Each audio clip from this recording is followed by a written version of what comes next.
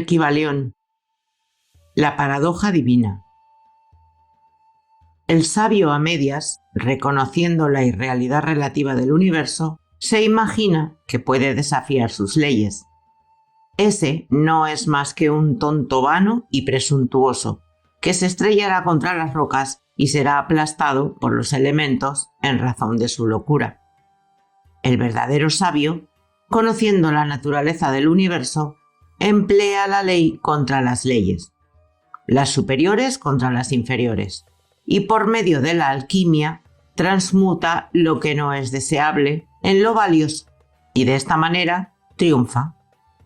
La maestría consiste no en sueños anormales, visiones o imágenes fantasmagóricas, sino en el sabio empleo de las fuerzas superiores contra las inferiores, vibrando en los más elevados. La transmutación es el arma del maestro, el Kybalión. Esa es la paradoja del universo, la que resulta del principio de polaridad, principio que se manifiesta cuando el todo empieza a crear. Aunque para el todo infinito, el universo, sus leyes, sus poderes, su vida, sus fenómenos, son como cosas contempladas en el estado de meditación o en sueño, el universo debe ser tratado como real, y la vida, las acciones y los pensamientos deben estar basados en ellos. Acordemente, si bien se tenga un claro conocimiento y realización de la verdad superior, cada uno respecto a su propio plano y leyes. Si el todo hubiera imaginado un universo real, sería desastroso para éste, porque entonces no podría ascenderse de lo inferior a lo superior. El universo se habría convertido en una cosa fija, inmóvil, y el progreso resultaría imposible. Y si el hombre, por su parte, debido a su media sabiduría, actúa y vive y piensa en el universo como si fuera un sueño, así se convertirá efectivamente para él. Y al igual de un cadáver que caminase, se encontrará dando vueltas y más vueltas en un círculo, sin hacer el menor progreso y siendo forzado por último a despertarse y vivir por las leyes naturales que él hubiera olvidado. Conservad siempre la mente fija en la estrella, pero mirad dónde ponéis los pies. No vayáis a hundirlos en algún abismo. Recordad la paradoja divina que afirma que si bien el universo no es, sin embargo, es. Recordemos siempre los dos polos de la verdad, lo absoluto y lo relativo. Guardémonos de las verdades a medias. Lo que los hermetistas conocen como ley de la paradoja es un aspecto del principio de polaridad. Las escrituras herméticas están llenas de toda clase de referencias respecto a esta paradoja que se descubre en todos los problemas de la vida y del ser. Los instructores están siempre batallando para impedir que sus estudiantes omitan el otro lado de cualquier cuestión, y sus recomendaciones se dirigen especialmente a los problemas de lo absoluto y de lo relativo, que tanto confunden a los estudiantes de filosofía y que obligan a tantos a obrar y a pensar contrariamente a lo que se conoce como sentido común. Recomendamos mucho a nuestros estudiantes el que se aseguren de haber comprendido bien la paradoja divina de lo absoluto y lo relativo, evitando el ser hipnotizados por el falso miraje de la verdad a medias. Desde este punto de vista ha sido escrita esta lección. Leedla cuidadosamente. La primera idea que se le ocurre al pensador que ha comprendido y realizado la verdad de que el universo es una creación mental del todo es la de que el universo y todo cuanto éste contiene son una pura ilusión, una irrealidad, cuya idea se revuelve instantáneamente. Pero esto, al igual que las otras grandes verdades, debe ser considerado desde los puntos de vista absoluto. El universo es, por supuesto, una ilusión, un sueño, una fantasmagoría que se compara con el todo en sí mismo. Esto lo reconocemos nosotros mismos cuando hablamos del mundo como de un sueño. que va y viene, que nace y muere, desde el momento que todo lo que es mudable, que cambia, que es finito e insustancial, debe estar ligado a la idea de un universo creado, cuando se compara con el todo. Filósofos, metafísicos, científicos y teólogos, todos están de acuerdo sobre ello. Y esta concepción se encuentra en todos los sistemas filosóficos y religiosos, así como en las respectivas teorías de las escuelas metafísicas y teológicas. Las enseñanzas herméticas no predican la insubstancialidad del universo en términos más fuertes que los que os son más familiares, aunque la exposición del asunto pueda pareceros algo más contundente. Todo cuanto tenga un principio y un fin, en cierto sentido, debe ser irreal e ilusorio, y el universo se encuentra en este caso, sea cual sea el sistema de las escuelas de pensamiento. Desde el punto de vista absoluto, nada hay real excepto el todo, no importando los términos que empleemos al pensar sobre ello o al discutirlo. Bien sea que el universo haya sido creado de materia o bien que sea una creación mental en la mente del todo, es insustancial, mudable, sujeto al tiempo, al espacio y al cambio. Debemos comprender y sentir bien esto antes de pensar y examinar la concepción hermética de la naturaleza mental del universo. Examina cualesquiera otras concepciones y ved si existe alguna que no lo admita. Mas el punto de vista absoluto muestra únicamente un solo lado de la cuestión, siendo el otro el aspecto relativo de la misma.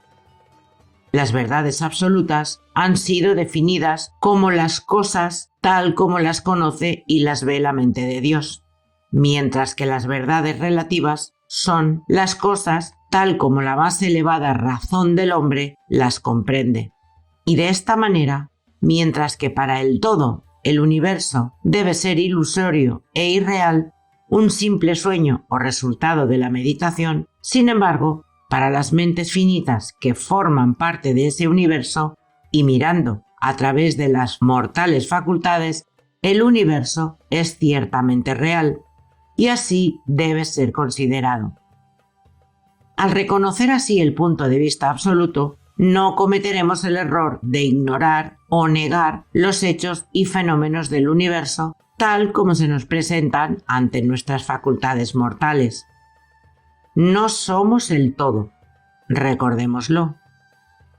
Para emplear ilustraciones familiares, podemos reconocer el hecho de que la materia existe para nuestros sentidos, y haríamos muy mal si así no lo reconociéramos. Y a pesar de ello, nuestra mente finita reconoce la verdad científica de que no hay tal materia desde el punto de vista de la ciencia, y que lo que llamamos materia no es más que un agregado de átomos. Átomos los cuales a su vez no son más que unidades de fuerza agrupadas que llamamos electrones o iones, vibrando constantemente con movimiento circular. Golpeamos una piedra y sentimos el impacto. Parece ser real, y a pesar de ello sabemos que no es más que lo ya expuesto.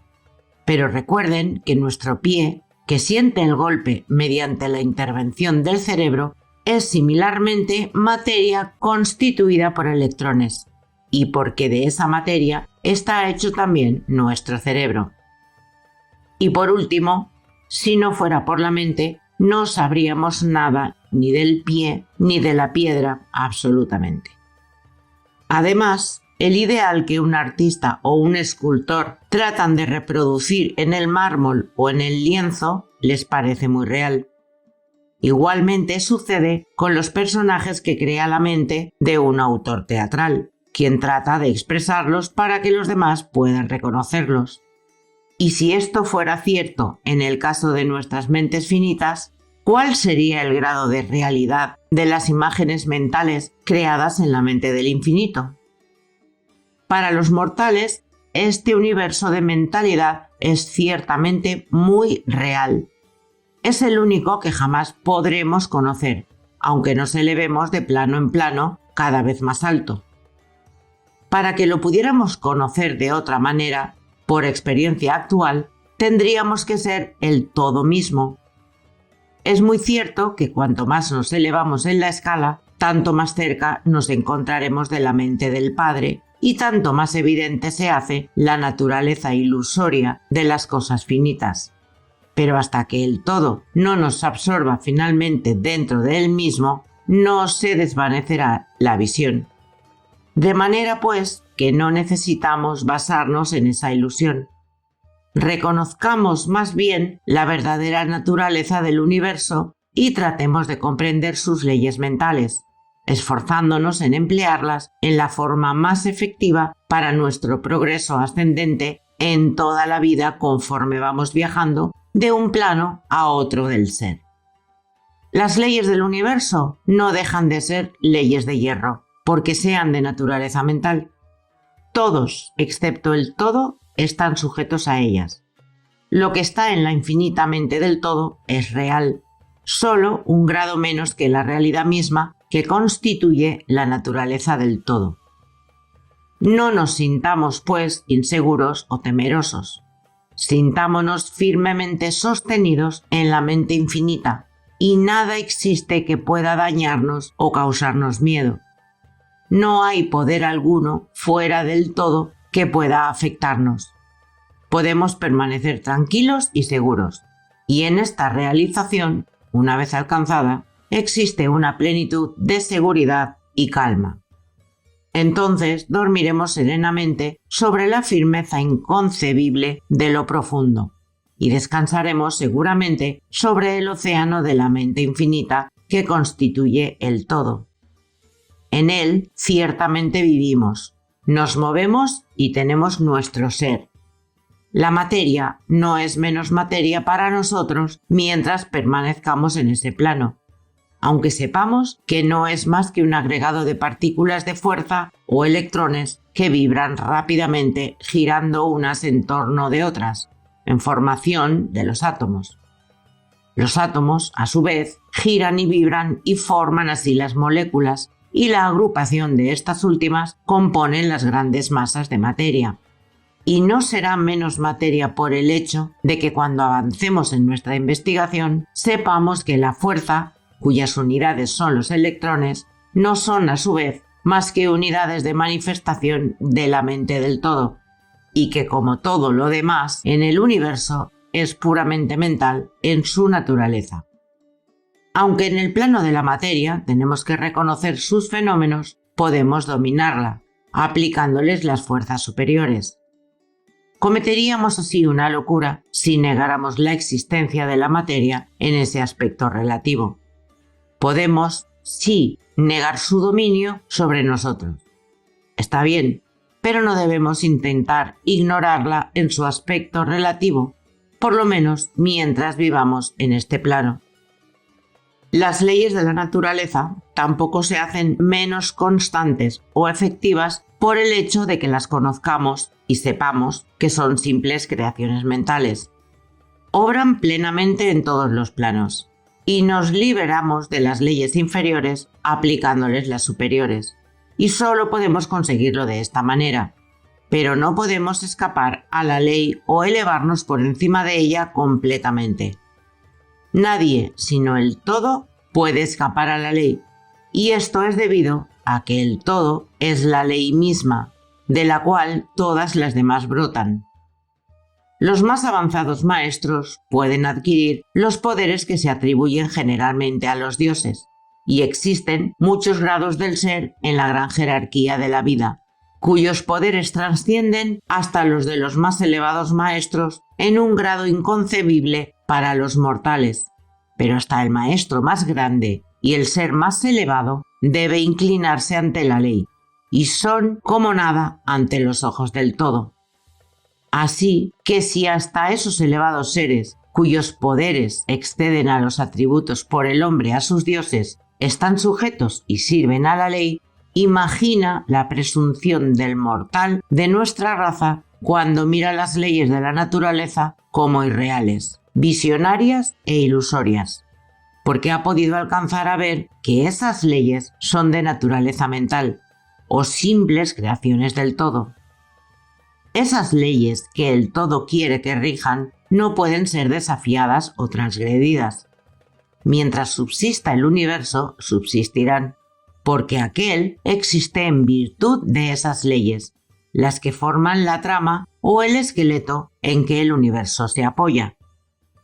El principio hermético del mentalismo, a la vez que explica la verdadera naturaleza del universo sobre la base de que todo es mental, no cambia las concepciones científicas del universo, de la vida o de la evolución. En realidad, la ciencia no hace más que corroborar las enseñanzas herméticas. Estas últimas enseñanzas que la naturaleza del universo es mental, mientras que la ciencia afirma que es material, o según sus últimas noticias, que es energía en el último análisis. Las enseñanzas herméticas tampoco están en pugna con el principio básico de Herbert Spencer, que postuló la existencia de una energía infinita y eterna, de la cual proceden todas las cosas. En realidad, los hermetistas reconocen en la filosofía de Spencer la más elevada expresión de la obra de las leyes naturales que jamás se promulgara, y creen que Spencer era una reencarnación de un antiguo filósofo que vivió en Egipto millares de años y que más tarde vivió como Heráclito, el filósofo griego que viviera en el año 500 a.C., y consideran su doctrina de la energía infinita y eterna como de acuerdo con las enseñanzas herméticas, siempre con el agregado de que esa energía es la mente del todo. Con esta clave maestra de la filosofía hermética puede el estudiante de Spencer abrir muchas puertas de las concepciones filosóficas internas del gran filósofo inglés, cuyas obras demuestran los resultados de su preparación en sus encarnaciones anteriores. Sus enseñanzas respecto a la evolución y al ritmo están casi de perfecto acuerdo con la doctrina hermética referente al principio del ritmo. Así pues, el estudiante no necesita dejar a un lado los puntos de vista científicos referentes al universo. Todo lo que se les pide es que comprenda el principio básico de que el todo es mente, de que el universo es mental, sostenido firmemente en la mente del todo. Encontrará que los otros 6 principios concuerdan perfectamente con este conocimiento científico y servirán para dilucidar plenamente los puntos oscuros. No hay que maravillarse de ello si se considera la influencia de que el pensamiento hermético ejerciera sobre los filósofos primitivos de Grecia, sobre cuyas doctrinas descansan en gran parte las teorías de la ciencia actual.